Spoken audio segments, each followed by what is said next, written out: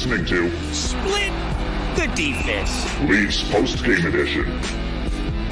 Split the Defense. Is presented by the Forest Electrical Contractors. Professional and efficient service since 2004. Serving the Kingston and surrounding areas. Alongside co-host Craig Pearce and producer Ted Evans, here's your host, Jordan Webster. What up, and welcome to Split the Defense, Leafs postgame. I'm Webby with CP, producer Ted. Leafs win 7-1 over the San Jose Sharks. The Leafs are now only 3 points back of the Panthers with a game in hand. Before we get started, please take a second, drop a like on this episode, subscribe to our YouTube, rate it 5 stars on whatever podcasting platform you're consuming from.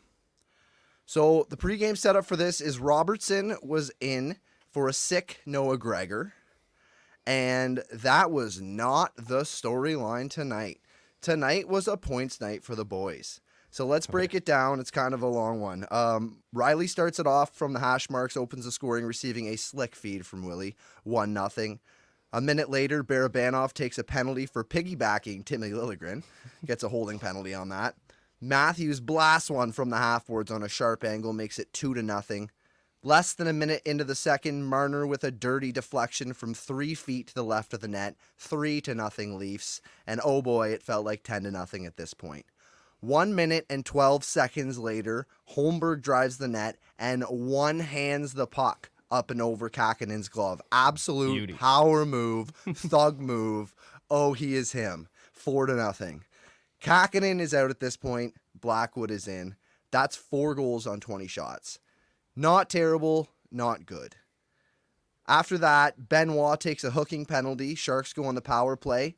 Henry Thrun scores his first NHL goal on a deflection, beating Jones to make it 4-1. The only goal the Sharks would score tonight. Figured it had to be his first because I read that name and I was like, who? It was against the Leafs. So. It's got to be against the Leafs. So after that, Marner with a beauty sauce to McCabe makes it 5-1. He pounds it in the back of the net. So Benoit gets high-sticked by Sabrin, bleeding all over the ice. Ow. This is absolutely the end of the game here. Leafs get a 4-minute power play. Marner taps in another one, makes it 6-1. But the power play isn't over. Nick Robertson gets one from the top of the circle and just snipes. And that makes it 7-1. It got so bad he didn't even go to the bench for a glove tap Selly. That's the end of the game. 7-1 Leafs. They kind of packed it in, fair enough, and they should have at the end of the game. I packed it in. But San Jose certainly did not, and there were definitely times where the Leafs dominated them just to show that they could dominate them tonight. My initial reactions to this game are the Sharks are bad. We said this last game. They're so bad. Their first 11 games this year, they go 0-10-1. Their next 18 games, they're respectable. It's 9-7-2. Not great, but respectable. The last 11 games, they're 0-11-0, and tonight makes them 0-12-0. So, like, I'm happy to see this team play some, like, good hockey, but, like, let's see them play some real games. I mean, the shutout over LA was awesome, but I'm hesitant to be optimistic. I mean, I want to say now that the defense is back together that, like, oh, we have no worries because Timmy Lill's back and we got Gio and things are going well. And, you know, the benefit that Legason and Benoit got of that extra development playing those minutes. And now those guys are going to be good. But, I mean, we have to remember we did play the Sharks twice and the Ducks once. Right? Yeah, definitely. Points night for the boys, though. Marner with 2 goals, 2 assists. McCabe with 1 goal, 2 assists. Nylander, 3 apples. Riley, 1 goal, 1 assist. Only Bertuzzi, JT, Yarncroke, Gio, and Domi didn't have points. That's 5 out of 6 defensemen had points. 8 out of 12 forwards. And 13 players tonight had points. What a night. Points night for the boys. Everybody got a cookie. And I hope this doesn't mess with their game, playing better teams going forward.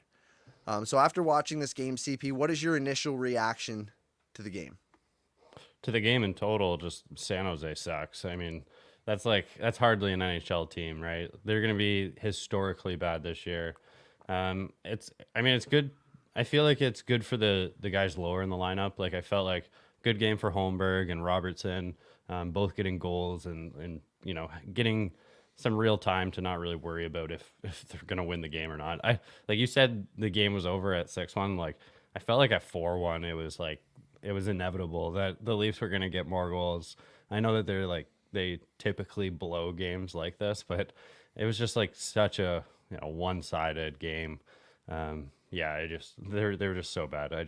It's hard to judge anything that the Leafs did. Like Jones, I guess, would be the one that you could take something from. They're still kind of doing what we have asked of him. Like it's not like there was no shots on him. So, and actually a few kind of tough ones. One that maybe got a little lucky on that the player shot it a little bit too far back, like into the goalie. So, you got to be lucky to be good or good to be lucky. Is that the saying, right? So That's the saying. yeah. So I mean, yeah, good for him to have a good game. And like I said, Holmberg and Robertson, I felt like it kind of gives them a bump. I'll be interested to see now who plays in the next game that actually does matter against a decent team. Because as soon as Holmberg scored, I thought that like, oh well, that's too bad for Robertson. Like if Robertson had scored a couple, then he would have stolen the spot back maybe. But they each got one, so it's not like no one really won the game. So. Yeah, no, it was a good game. I think Macklin Celebrini better go and look up shorts, flip-flops, and tank tops because he's heading to San Jose. I'd say pretty solid chance of that. Yeah. Yeah, I think at this point he'd better get on his Amazon shopping list or wherever the hell he's buying clothes and look up tank tops because you're going to be wearing them, buddy. You're living in San Jose. You like beaches? Hopefully you do because you'll be in California. So, yeah. I honestly couldn't believe that the Leafs won this one tonight too because they won the two in California. The Leafs are consistently that team that blows it when they're not supposed to. It was really refreshing to see them come through and win tonight. But, these wins where we're used to seeing them lose and they've had a couple where they've gotten them, they need them because a lot of the wins that we're used to seeing them getting, they're not getting either. They had a rough start to the year. They are 3 points out of second place, but, not the team that we expected at the beginning of the year. So go ahead. I think also they've been playing a bit better prior to this road trip as well. And prior to this home game, but going out west, and I like the goaltending was just god awful. So I think that the players have kind of been putting it together for a bit here now. So it kind of gives me a little bit more hope than it's just being like against these bad teams. And like LA is a good team. So like that one was it was a closer game. And I feel like, yes, the last three have been easy, but I'm feeling a little bit better about them than maybe like it's just this, like the bad teams that they're playing. I think that like in whole, they have been playing well. And I think that they'll translate over. As long as that, goaltending doesn't, continues to not be an issue. Which it certainly hasn't been. No. The only thing that I have to say about Martin Jones, which you started off talking about tonight, is that at the end of the game, they said that this has been the best stretch of his career as far as goals against wise. So the best 4-game stretch of his career has been with the Leafs. So it's not exactly something we can depend on going forward when we're playing better teams. I mean, the Islanders aren't world beaters, but they're not the Sharks. The Avs after that is going to be a real test. Yeah, that's an actual team, right? I mean, we love the Avs here on the show. We know that that's going to be a team we're going to have to watch and see. That's a litmus test. And, on both sides, because if the Avs blow it to the Leafs, there's obviously, especially if they blow it in a fashion where they score 6 and they lose or something, that's going to be the questions about Georgie we have for the Avs. But, I mean, it's definitely nothing to think about really or take away. You can't really put too much into these games because they've played bottom feeder teams, and it's been hard to say that, they're going to play like that going forward. Martin Jones is going to continue to only let 1 goal or less in per game. I can't hang my hat on that. But, I mean, if the Leafs can continue to score, which they have been good at this year, then hopefully they can continue to have success and find their way back to Joseph Woll. But I just wouldn't rest my hat on a win tonight. Big 7-1 win over the Sharks and thinking like, oh yeah, like they're back. We're back, baby. We're so in, playing the parade. We're not there yet. But, I mean, it's God, certainly no. refreshing to see them win the games they're supposed to. And we're used to seeing them win games that it could go either way. And then the games they're supposed to win, they just absolutely shit the bed. So it's nice to see them actually take the ones that they're supposed to. Nick Robertson is what I wanted to get into next. He scored in the last 3 of 4 games played, but they're all garbage time goals. Does it even matter that he scored those 3 goals in the last 4 games? He's looking for offense, but I mean, is the timing of a goal when it's scored more important than the goal itself? I guess it depends. Like if it's in general, like obvious, like of course. But for a guy like Robertson, I think that any goal is like a good goal. Sure, I'd love him to get a game-winning goal, but like anything is great. And like tonight, the goal was like a goal scorer's goal. Like not everyone goes 5-hole on purpose and wires it like that. Like he's got a 7-1 at that point. Yeah. But for his 6 confidence, he's beating he's not just like, it's not just a fluke that, bounces off a bunch of guys and goes in. Like he picked the spot, he hit it. And like, I'm always impressed with Robertson's shot. Like he has an elite shot. He wires it. And it's actually shocking, especially like when I saw his shot tonight, I was just like that's not even his best. And like, that was like, it had so much zip on it, right? And he lets it go so quickly. So it's just surprising that he hadn't been scoring more prior because, like you got to get, it just seems like every opportunity he gets, he fires it over the net and hits the boards and ends up in our own zone, ringing around the board. So I don't know. I feel like he is still lacking opportunity. I'm always seem to be impressed when he does do something, but I just don't, it's hard to believe it just doesn't happen so often. He might even have a better shot than his brother, who's just like one of the best players in the league, but just doesn't get the opportunity to use it like his brother creates for himself. So, and I wonder how much that comes down to hockey IQ, because I noticed tonight a few times Robertson was on the ice and it was points night, like time to get your goal. Sure, yeah. And he wasn't getting himself into positions to score necessarily. And I wonder how much that is. Maybe what I'm looking for is him cheating to score, and he's playing, trying to play the right way, win the coach's trust, yada, yada, yada. But I think if he could score a whole bunch, like if he could just get himself into those positions and score a whole bunch like we talk about, maybe then you could find a little bit of room to play with the defensive lapses sometimes that may come with taking those chances. I just don't know whether he's got the hockey IQ to get himself into those places. He's got an elite shot. It just seems like his brain doesn't operate as fast as his body does. I think one part of this too is it was just so easy for him to score in the OHL and also in the AHL, just because those opportunities are just easier to come by. If you're a guy that has a really good shot, like you're going to get shots on net. And I think he has had problems finding those spots in an NHL game, which all players do. There's like, how many players can be a point per game in the AHL, but can't translate that to the NHL? And he is that guy. There's a couple times tonight where I saw him make some like pretty nice plays on the boards to, get the pucks to the middle of the ice and try and create something for himself.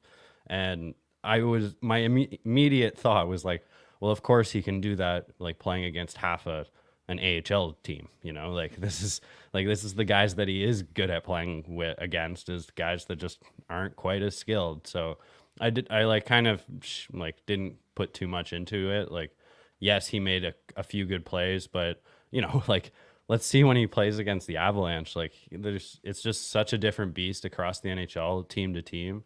Like when you go to the upper end of the NHL to the lower end of the NHL, like there's quite the gap there, right? So yes, he like did look. I thought he made more opportunities than he normally does, but again, yeah. So what did everybody? It was cookie night. Like everyone got one. Yeah, absolutely. 13 players scoring tonight.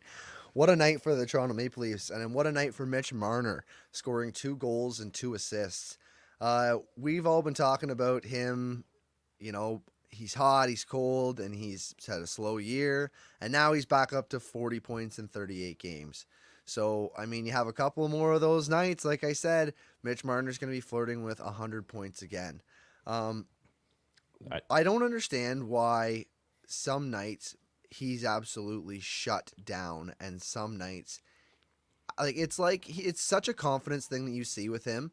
I don't understand why he has that stuck in his head when he knows he's so good. Maybe he just doesn't have that. He's got that inferiority complex in his head or something, because he's so good. When he does something good on the ice, he starts getting better. Every time Mitch Marner makes a good play, he gets better. Every time Mitch Marner struggles, he struggles more. It goes one way or the other, and I'd really like to see him continue to, I just like something good to happen every single game at the beginning of the game for Mitch, because then after that he'll go out and he'll play some of the best, most creative, thriving hockey. Like it's full of life, it's vibrant, it's amazing hockey to watch when he's happy to be playing it. But when he's not, you can see it, and he fights it, and he fights it hard, and he struggles hard through that. 2 goals, 2 assists tonight, and I mean, I really just hope that he can continue to take that and be more consistent with it and find it against the better teams. With the take that I just had there, CP, am I far off?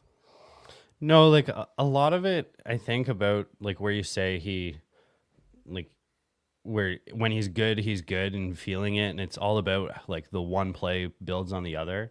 And like one thing that I think is always an issue for Marner is his style of play plus his kind of attitude towards it.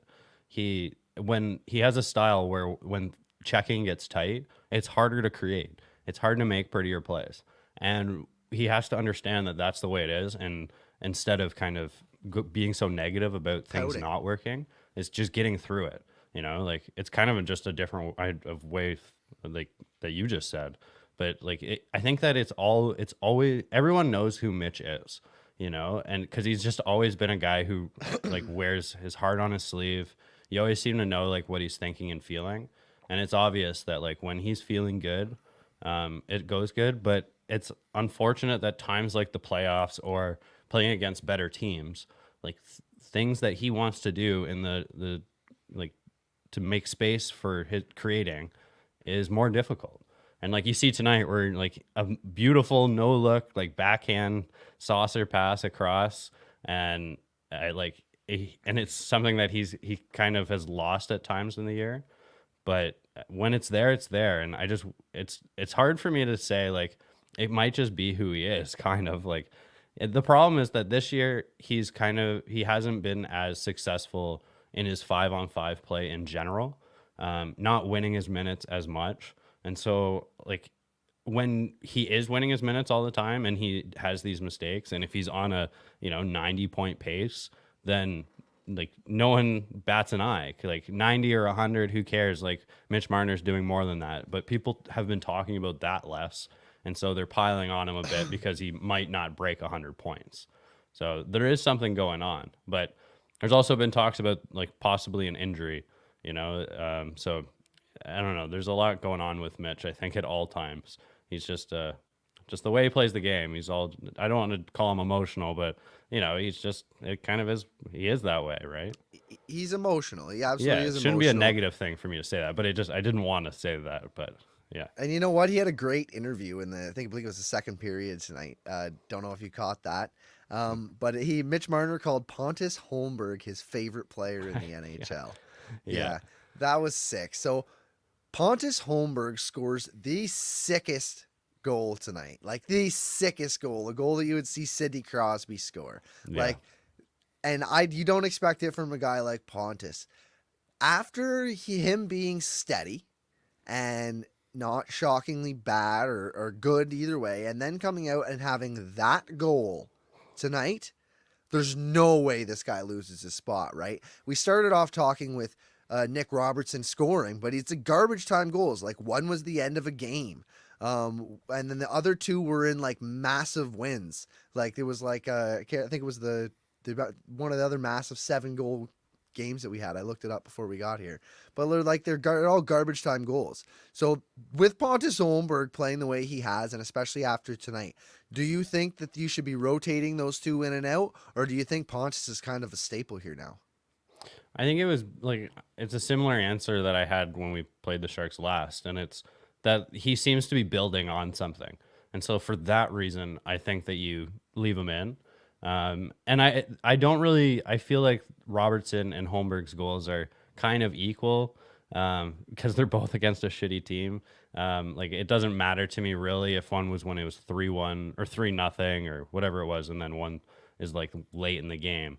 But for me, it's that Holmberg has like kind of gotten rid of the things that I didn't like about him prior, and is like a little bit of laziness, and he seems to be playing responsible. He is filling in for Domi when he's not in the right spot and takes over the center position in time to time.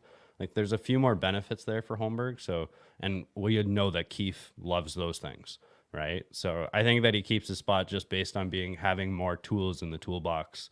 But I don't know if like it all kind of depends where their head is in the long run. Like, do they think that Robertson is kind of like has a higher ceiling, so they give him more leash? Then maybe they will go back to him. And also the flu bug's kind of, I guess, going back through the Leafs dressing room. So someone else might be out next game, and he just gets in anyway. So yeah, no, that's fair. Yeah. That's fair. Somebody else said he's back, but I got to think that Holmberg, unless he's sick, he's not getting off this lineup. Like he's in for good for right now. He's a big, strong body. He's not massive, no, but he's strong and he's thick and he's wide and he's heavy on the puck. And like all Even good goal things. tonight, heavy. And yeah, heavy on the puck. He had a guy right in his back, right? With one hand, he chips it in. Like unbelievable play. And just to know that guy has that in him, you got to give him some more run. Like he was a late round pick. He's like a 7th round pick or something, wasn't he? Yeah, he's late. Yeah, big time. I don't know exactly, maybe? but yeah. Yeah. The thing, like, I've always thought that he was kind of like the David Kampf replacement, where there's like almost zero offensive upside there. But like tonight, I don't think was a fluke. Like David Kampf couldn't have gotten that goal tonight. There's no doubt about it in my mind. Like David Kampf couldn't have done that. So like maybe if he could be a guy who gets maybe 15 goals, like that would be where he would lock himself into this lineup, right? Like, and it seems like at this point that maybe that's all Robertson is too. So, if you get all the extra things, then it just seems like a no-brainer at this point to leave him in. Yeah. Yeah, for sure. I mean, Pontus Holmberg was drafted 6th overall. He had in 37 games. Overall? He had, or sorry, in round 6, 156 overall. Okay. Yeah. In the 6th round though, he had 13 points in 37 games in 22-23 when we all thought, oh, Pontus Holmberg might be somebody. So if you work that out, I mean, that's just over 10 goals, maybe 12 goals he's on pace for. You're saying 15 goals. The first year he was there, he showed flashes of that, and then you add 8 assists and you double that and add a little, he was close to a 40-point player. Yeah. And I think that maybe the small sample size, doesn't quite get into the lineup at the beginning of the year. They try this, Fraser Minton thing versus going to him, kind of makes us all forget about those things, right? And yeah, so possibly he does have more upside than I give him credit for. So yeah, maybe, but he just is never going to have the upside of Robertson, right? But I'm always trying to trade Robertson. I still think that he's on his way out. So it just depends. I think he's got a higher floor. Yes. You're totally right there. Yeah. I think it's just safer to play him. And if you can see if he can put up that kind of points over 82, I think that would be. And also PK. I think you could have both, but I think Robertson's honestly in the wrong spot. I think Robertson's best thing to do is go down to the AHL, dominate down there, and then next year when all these contracts kick in, because now Willie's going to make 11.5, and Austin's going to make 13.25, and whatever, right? Everybody's rich now. There's going to be no room. You're going to need Nick Robertson on the wing because you can't have Tyler Bertuzzi. You can't have Max Domi, right? You won't have the luxury of those guys. It's going to be too much money. So you're going to have to put a guy like Nick Robertson in a spot that he deserves, and then maybe he'll get his shot, and we'll have Pontus Holmberg in the bottom 6. I just think as a bottom 6 shot right now, if we're looking for a bottom 6 spot, I think Holmberg's the guy. I don't think Robertson's the guy to be playing 3rd or 4th line. I don't think he should be filling in there for development. I don't think that helps anything. Let him go and just own down. Like, if he's that good, otherwise go play in the AHL because you're an AHL guy and we'll call you up when we need you. But play games because you're young. It's like 22, right? Yeah. I think he needs to play, but I can't see Pontus Holmberg being taken out. He's just so big, so strong. See, that goal tonight just proves so much. And like you've seen it before. I mean, Nicky Bobby, I will give it to him. He did a little bit of a cross check, but he did push somebody off a puck tonight.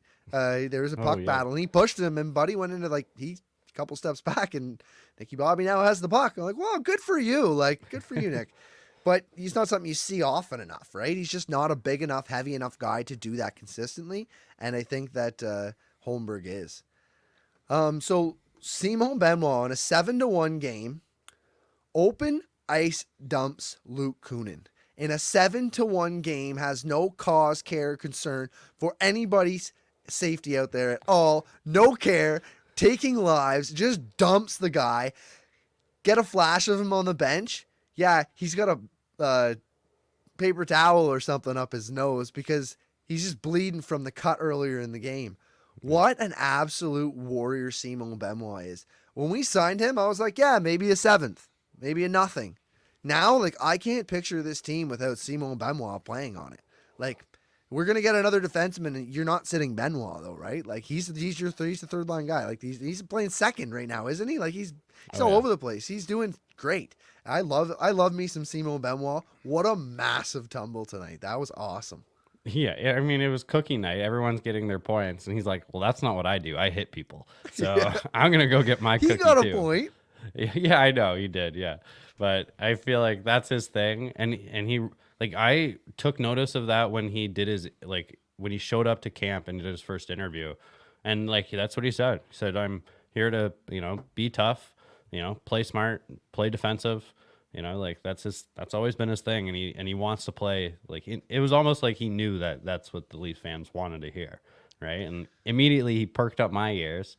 It sucked that it didn't work out right away, but man, he is so locked into this lineup, and I think that him and McCabe just seem to work perfectly together. So if you get someone else, like I might be wanting to just keep those two together and figure out the other guys, but yeah, I really like him.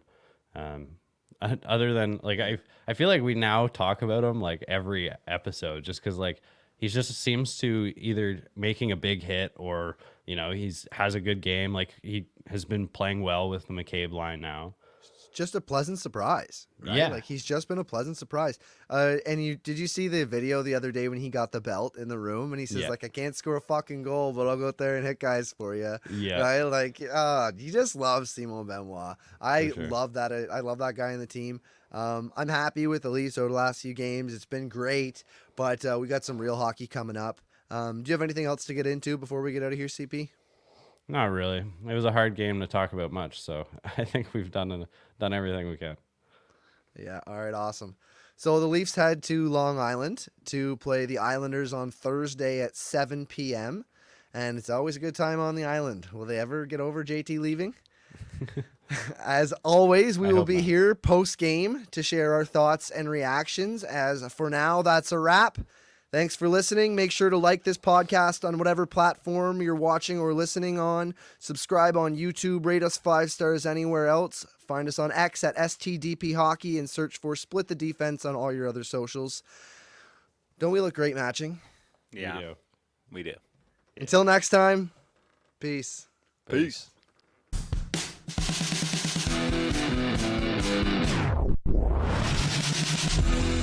You've been listening to Split the Defense. Leafs Post-Game Edition.